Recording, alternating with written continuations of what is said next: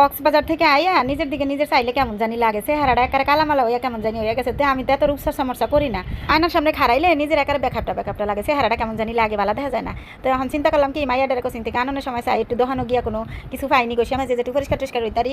তো এই মাইয়ার ছুটির পরে গেছিলাম গিয়ে যে হারলেনে গিলে তো আমার মাইয়া আবার অস্থির হয়ে যায়, ওইটা ধরে হেটা ধরে, এই যে কেনাকাটা শুরু করে দেয়, অস্থির হয়ে যায়। এটার কসমেটিক দেখলে আমি আবার এই হারলেনের কসমেটিক একটু ব্যবহার করি, একটু মানুষটা কম দামি এলে কি একটু নামি দামি জিনিস ব্যবহার করতে পছন্দ করি আর কি। আবার কোম্পানিটাও তো নামি দামি মানুষের, সাকিব খানের বলে কোম্পানিতে যাই হোক। এখন আমি এই কিনলাম অল্প স্বল্প আর কি, এই যে এগুলা কিনছি আর কি। তো গরিব মানুষের গরিব না কিনা আর কি। তো এর মধ্যে আবার ছোটো বোনটা ফোন দিল যে একটু বাসায় একটু চাটা খাইয়া যা।